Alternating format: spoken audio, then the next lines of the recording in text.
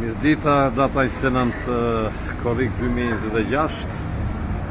Jam në Tiranë, po ham një drek këtu me i themi drek me cilësi, Tiranë, drek që po pëlqen me të ndërë, kam ardhur edhe herë tjetër. Një lokal në formë një fast foodi, mendoj që është. Lokali pronari quhet Gazmend Kume nga Gramshi, dhe unë jam nga Gramshi natyrisht. Jemi këtu te stacioni trenit, nuk e dia e tregoj dot ja këtu. Këtu përballë lokalit kemi monumentin e Ahmet Zogut, ndërsa ja rruga këtu e Nazës, nga ana tjetër është rruga jo Bulevardiri. Ngjitur me këtë New Yorkun. Tani do t'i ftoja njerëzit veçanërisht gramshatët që të ndalonin këtu sepse shërbimi shumë i miri, ushqimi me cilësi. Njerëzit që shërbejnë janë vërtet njerëz që respektojnë dhe të parë dhe kjo. Pozicioni i mirë, panoramik me këtë shefi është gjithë kjo pjasë përpara.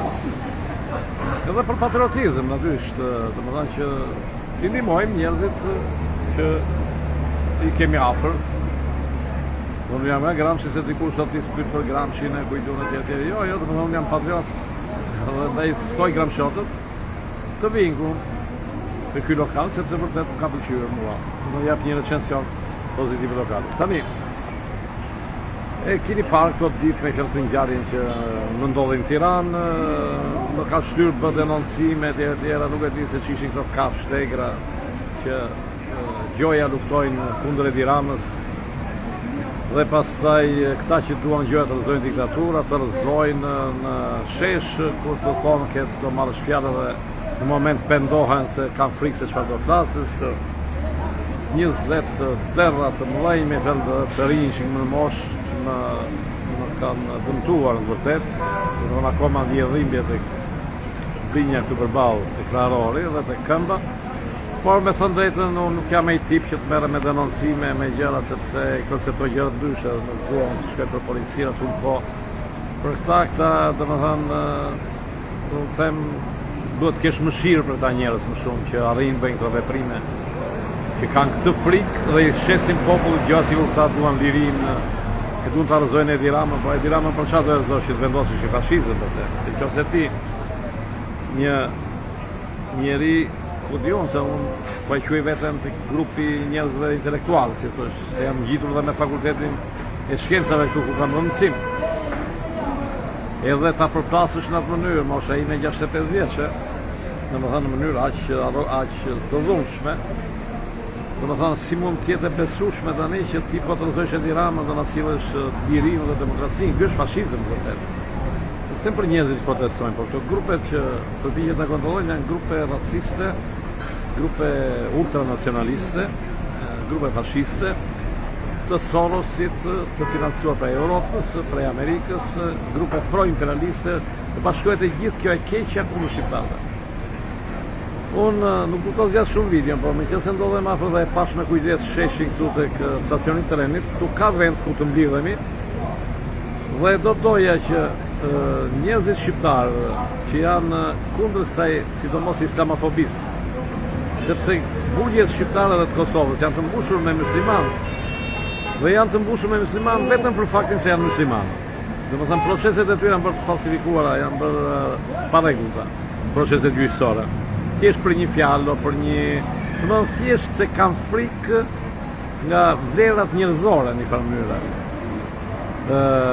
Edhe unë mendova që 5 shtatori, që i bie ditë e shtunë, orën akoma nuk e kam saktuar, por mbas dite natyrisht, të mblidhemi pikërisht ku po bëj këtë video.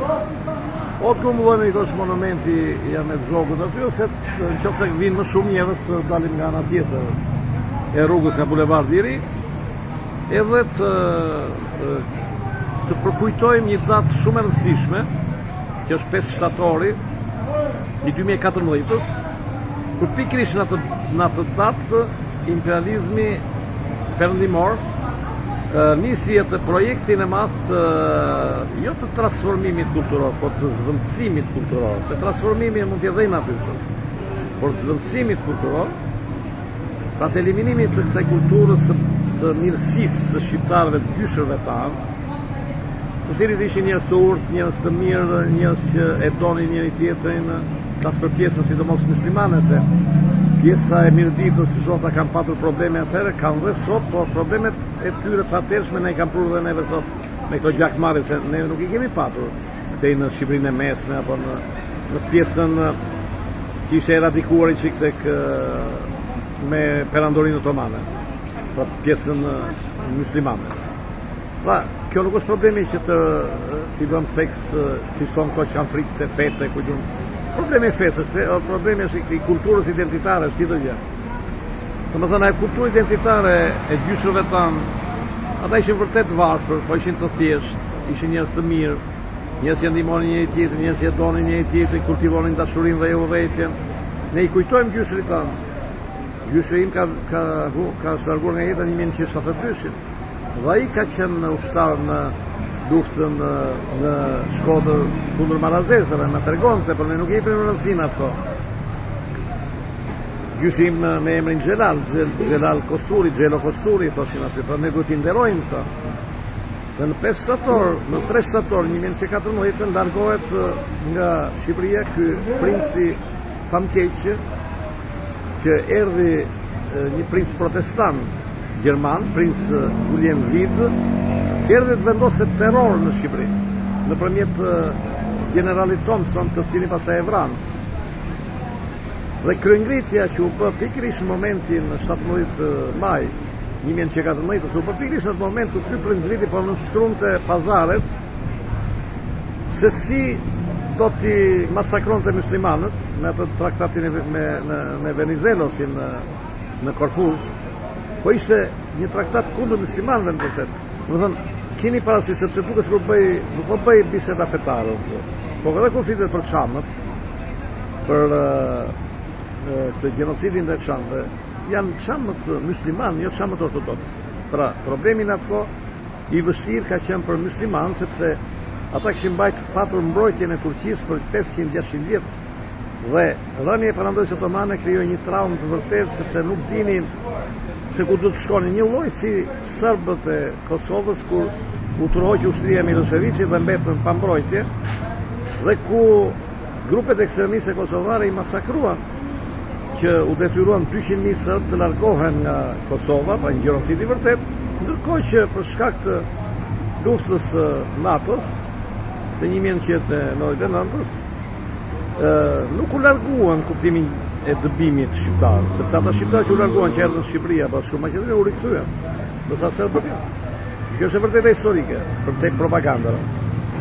Domethënë, unë do doja që pjesa muslimane ose pjesa që besonte gjyshrit tanë musliman, që sot nofta nuk është muslimane në kuptimin e atërshëm, sepse ne kemi bërë shkollat e Enverogjes, shkollat e teiste, por që ne më shumë rikujtojmë vlerat njerëzore të asaj kohe, jo në kuptimin e doktrinës fetare, po të rregullave, të kuptimit jo a besojmë te Zoti, po të kuptimit a ka Zot njeriu, në kuptimin a ka rregulla morale, a e respekton, a e do njëri tjetrin, dhe jo të jetojnë në të xhungël, që të thonë to qeleshe, se për këtë që qeleshe, që të thonë që ai që është musliman duhet futur në burg. E kanë thënë hapur ta. Që ti futin burg, i bëjmë në thirrje policisë antiterror, të futin burg to muslimanët që flasin në mbrojtje të muslimanëve, pra në mbrojtje kundër islamofobisë. Dhe kjo islamofobia apo rasizmi është kudo në Europë sot. Dhe në Itali, jo patë se çfarë i bën atij emigrantit nga Maroku që e mbyti policia, por që u ngrit pjesa tjetër italiane që është kundër islamofobisë, kundër rasizmit. Në kjo Europa ka dhe pjesën antiraciste për fakt, ka pjesën anti-islamofobe. Dhe u ngritën italianë më shumë se sa të huajt, në mbrojtje të një të huaj, gjë që nuk e bën kosovarët kur u vra agon Nuizellau me prej policisë kosovare, që u mbyt. Pra, pa hyrë në këto gjërat historike, po në 3 mars u largua Princ Viti sepse revolta e gjyshërve tanë ishte shumë e fortë. për të mbrojtur identitetin kulturor natyror të asaj kohe dhe për të mbrojtur shtëpitë tona. Kundër nesh, kundër shqiptarëve, gjyshëve tanë, ato ishin natyrisht austriakët, gjermanët të parët, pastaj u bashkuan dhe amerikanët më mbrapa, u bashkuan francezët, anglezët, italianët, ishin ata nga një anë dhe ishte populli i varfër që konsideroi pa civilizuar, i veshur keq, e keni parasysh me fjalë një lloj si indianë të Amerikës, por që u ngrit në revolt dhe arriti e largoi prinzvitin. Kanë arritur në revoltë gjithë shqiptarëve në atë kohë, se shqiptarët në atë kohë ishin të lidhur me Perëndimën Otomane detyrimisht, që ishin 5-6 shekuj. Po gjithë shqiptarët e detyruan të princin imperialist gjakatar që vriste fshatarët shqiptar, e larguan dhe detyruan të largohej. Dhe u largua në 3 shtator 1914. Në 5 shtator 1914 e mori atë pushtetin në mënyrë abuzive, natyrisht të fuqitë më dha, ja dhanë ta quajtur Komisionin Ndërkombëtar i Kontrollit. Dhe qatë dhe armiqtë tanë ato kanë qenë dhe bandat e intelektualëve. A imagjinoni tani ta shohim çik me gjaktësi këtë gjë? Gjithë të intelektualët që ne kanë mësuar për libra, për shkolla, që këta kanë qenë patriotë të mëdhenj, kanë bërë shtetin shqiptar etj. Dakord kanë bërë shtetin shqiptar. Por na kanë vrarë. Kanë vrarë popullin shqiptar. Kanë vrarë shtetin shqiptar duke vrarë popullin shqiptar. Domethënë shteti shqiptar, pikërisht ky është problemi sot, që është kthyer në një armik i popullit shqiptar. Dhe nuk arrihet dot të krijohet një ekuilibër pikërisht i popullit me shtetin, sepse plaga është që atëherë. Pa gjithë rilinda, si Fanoli, po themi etj, Fajkonica, e Kujtjun, po dhe më përpara, këta u rreshtuan me imperialistë, Ismail Kadareja më mbrapa, u rreshtuan me imperialistët, me pushtuesit, kundër popullit të tyre shqiptar për të mbrojtur gjoja shtetin shqiptar të krijuar nga austriakët e nga gjermanët. Dhe kuptoni se sa absurde është. Pra njëjtë gjë po ndodh tani dhe këto grupet fashiste, Sorosit veçanërisht, të cilët më hodhën mua për plasën aty përpara tek protesta, këto grupet fashiste, ekstremiste, nacionaliste, të inspiruara nga këto prallat e Marin Memës e kujtun e tjere të ti nacionalizmit ekstrem, që është kanceri i njerëzimit, është racizëm, dhe më thëmë nuk ka gjak shqiptari si shtonë, sepse kur ti je smur dhe ke nevoj për gjak, ato gjaku ndajt në grupe, nuk ndajt në raca e zezë dhe e barë, dhe mund të përfundosh që për të shpëtuar jetën, të marrësh gjakun e një Afrikani anë nga Afrika Qendrore, që të shpëtosh jetën pra. Nuk ka këto ndarjet raciste, e vetëm raca që ekziston është raca njerëzore. Nuk ka racë tek njerëzit raca. Këto janë racistët, nacionalistë ekstremistë që pusin këto indoktrinime, qëllimisht që t'i përshajnë njerëzit dhe t'i vënë nën ktheprat imperialiste. Që sot janë shprehje konkrete, euri shumë i dobët valutave dhe çmimet shumë të larta të importit në këto dyja shprehje kryesisht. Ky pushtimi imperialist që i bëhet Shqipërisë.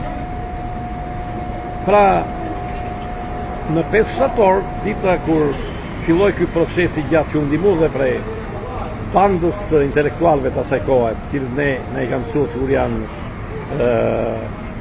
janë patriot, por në vërtet janë bandit intelektual, që vinë nga Bukureshti, nga Stambolli e kujtun nga Amerika, duhet që jo thjesht ta përkujtojmë ato për protesta që zhvillohet në Tiranë të spostohet pikërisht këtu tek neve, që të zhvishet nga kjo pjesa fashiste, të çlirohet nga pjesa fashiste, raciste e shoqatave tuaja, se janë gjithë të këtyre mercenarëve shqiptar, por që shërbejnë shoqatave tuaja, Fondacioni Soros, por jo vetëm, ka këtu shoqata zvicerane, ka shoqata nga Hollanda, ka shoqata nga të Amerikës natyrisht, të Europës direkt, ka nga të vendet skandinave, vetëm shoqata në kuptimin shqiptar nuk ka. Dhe më këtu gjenë gjithë shka, vetëm shqiptar nuk ka, të drejtimi ka. Populli që vjen protest është tjetër gjë. Kështu që populli që vjen protest, duhet ta kuptoj tani, ta kujtoj që Shqipëria sot ka nevojë pikërisht për të rezistencë anti-imperialiste, anti-amerikane, kundër Europës. Jo në kuptimin që të izolohemi, por në kuptimin që të mbrohemi, që të krijojmë amortizatorët, që të mos na shtypin, mos na e marrin gjakun, që ne mos punojmë për ta. Sepse sot Shqipëria në mënyrë paradokse vuan, sepse hyn shumë para A kuptoni çfarë paradoksi është? Sepse hyn shumë euro, shumë dollar, shumë sterlina. Imagjinoni sikur shteti ta vinin paralel me një familje. Imagjinoni që një familje e varfër dhe ta ankohet sepse po i bie shumë dollar dhe shumë euro, po i hyn aty te shtëpia dhe s'disi t'ia bëj dhe s'ju e buk një fëmijë vet. Do të thonë, shikoni se çfarë paradoksi është. Ky paradoks zgjidhet duke krijuar këtë rezistencë anti-imperialiste, anti-Europës, anti-amerikane, duke rrëzuar Edi Ramën dhe duke krijuar, duke arritur një sovranitet të Shqipërisë. Sovranitet politik, sovranitet ekonomik, sovranitet monetar, që ato dollaret e eurot që na vijnë t'i mbajnë shqiptarët vetë dhe jo t'i marrin bankerët. Sovranitet fiskal, në kuptimin e çmimeve të tjera, pensioneve të tjera, gjithë këto format e sovranitetit ne duhet t'ja u themi njerëzve, ndoshta i kanë vështirë të kuptojnë si terma, por duhet të na besojnë. Pra 5 shtator, që është dita e largimit të Princ Vitit, asaj kohe, dita që rezistenca anti-imperialiste shqiptare ishte e fortë në atë kohë, por që u shtyp prej kalemxhinëve, që siç ndodh sot e njëjta gjë, dhe prej forcave ushtarake të egra të perëndimit që bëjnë gjenocide mbi popujt e varfër, mbi popujt e dobët, të dalim këtu dhe të kërkojmë dhe lirimin nga burgjet të gjithë muslimanëve që ndodhen për burgje në Shqipëri dhe në Kosovë vetëm sepse janë muslimanë, vetëm sepse janë të zhvilluar mendërisht, pra janë intelektual, janë njerëz të dijes, të diturisë dhe kanë frikë pikërisht për njerëzve të ditur. Fakti që mu më hodhën aty në moment që merrni mikrofonin dhe më përplasën e më hodhën se videot tamam nuk janë bërë, se ata që kanë bërë nuk i nxirren. Por domethënë ai agresion aq i madh, aq i egër, i një grup prej 20 vetësh aty tregon qartë që këto frikë e këtyre jemi neve. Janë njerëz që dinë të flasin, që dinë të komunikojnë me masën e njerëzve për t'i treguar masës së njerëzve se cilat janë shkaqet e kësaj vështirësie ku jemi dhe se si duhet të dalim nga kjo vështirësi. Pra, do bëj video tjera natyrisht, ju ftoj që këtu në 5 shtator, këtu ku jam, të stacionit të ne, të mlidhemi këtu, për e japë që tani, është e konfermuar, nuk do anullohet, ftoj gjithë njerëzit që janë anti-racist, anti-nacionalist ekstremist, kundër nacionalizmin ekstremist, kundër prezencës, kundër ndërhyrjes në punët e brendshme të Amerikës, të NATO-s, të Europës e tjera. Njerëzit janë patriotë të vërtet, i ftoj këtu, që të bisedojmë, të diskutojmë për shkaqet dhe si të dalim dhe të izolojmë këto fashistët kapuçonj që kur themun mirëditor se janë pikërisht nga pjesa e mirditës në pjesë që përdoren kundër popullit të zonave të tjera. Pra 5 shtator do jemi këtu. Ju uroj një ditë të mbarë, mirupafshim. Nga lokali e përzit e njërë, nga lokali Gramshit këtu, te stacioni trenit, i gazment Kumës, gjeni, dhe i ftoj Gramshotët që kur të vinë këtu, kur ta përshëndesin ti thonë që na gjuam dhe latë posturin, që tha, shkoni te i lokali Gramshit, shkoni me këndimojni, që ai të punoj bashkë me fëmijët e tij, bashkë me gruan që ka këtu, me ndonjë njerëz që kanë punë etj. Mirupafshim, kalofshi ditë të mbarë.